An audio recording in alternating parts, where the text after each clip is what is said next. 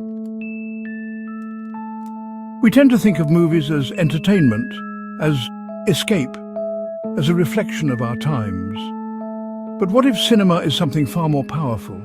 A technology for collective dreaming that doesn't just mirror reality, but, actually participates in creating it. This idea emerges from weaving together three fascinating threads: Carl Jung's collective unconscious, the concept of Zeitgeist, and Mitch Horowitz's theory of co-creative reality. Together, they suggest that every time we gather in darkened theatres or stream films in millions of separate homes, we're engaging in something closer to magic than mere entertainment.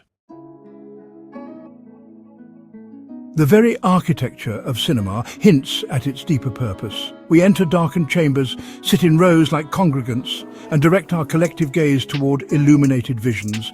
The parallels to ancient mystery schools and religious ceremonies are honestly unmistakable. But instead of priests or shamans guiding our visions, we have directors and screenwriters, the unconscious architects of tomorrow's reality. Jung believed humanity shares a collective unconscious, populated by universal archetypes: the hero, the shadow, the wise elder, the trickster. These patterns appear across all cultures because they're hardwired into our species' psychic DNA. Cinema, with its combination of image, sound and narrative, speaks directly to this deeper layer of mind, bypassing our rational filters. Think about how films work on us. The darkness eliminates distractions. The enormous images overwhelm our visual field. The surround sound creates an envelope of experience. Our critical faculties relax as we enter what psychologists call narrative transport. That state where we forget we're watching a construction and instead live inside the story.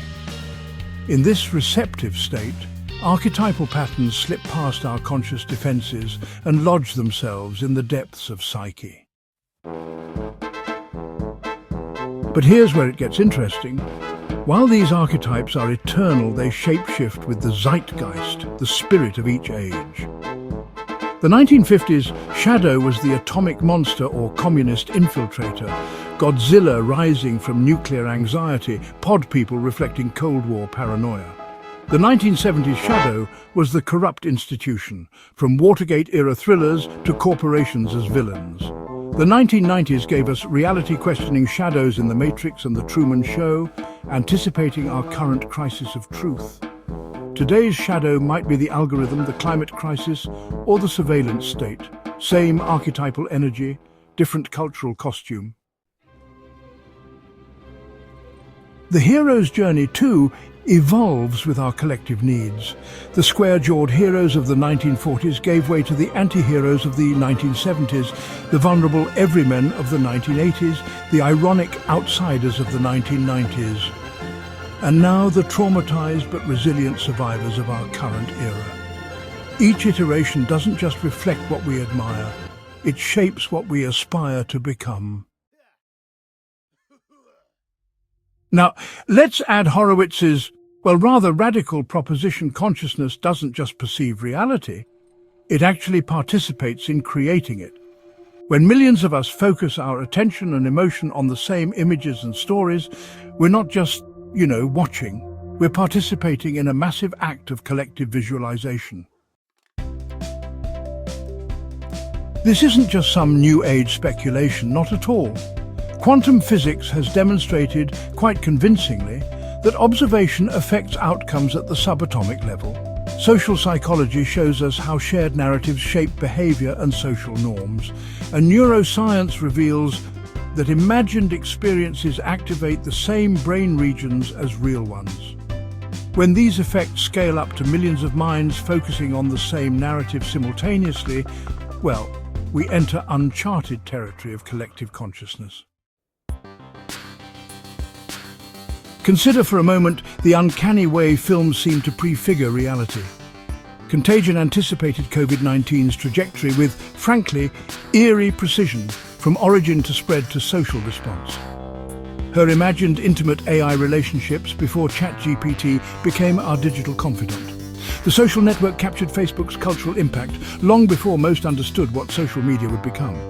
Minority Report envisioned gesture-based interfaces and predictive policing. And The Truman Show, well, it preceded our reality TV and surveillance culture obsession. Coincidence, prediction, or perhaps co-creation? The examples, well, they multiply dizzyingly. War games actually preceded our contemporary cyber warfare anxieties. Network anticipated the whole news as entertainment complex. Wag the Dog prefigured these manufactured political realities. And even The Manchurian Candidate explored themes of mind control and political manipulation. Themes that, honestly, feel freshly relevant in our era of disinformation. Perhaps, when we collectively dream these scenarios in cinematic form, we're, in a sense, rehearsing possibilities, making certain futures more likely through the sheer force of shared imagination. Cinema becomes a kind of cultural dreamwork, processing our collective anxieties and desires, but also, potentially, programming outcomes.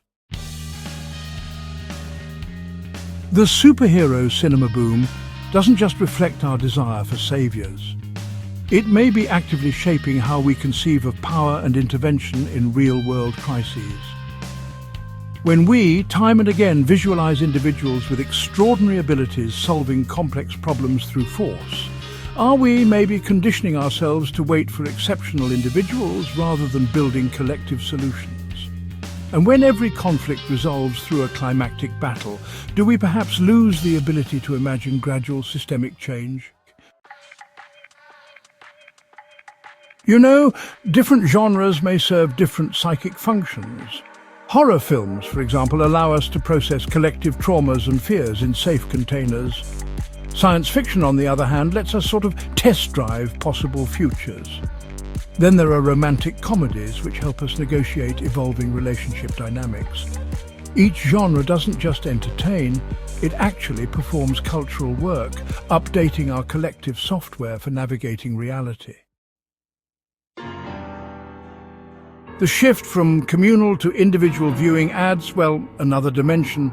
Movie theaters create a unified field of consciousness, hundreds of nervous systems synchronizing to the same stimuli. Home streaming, though, fragments this unity but perhaps creates something else.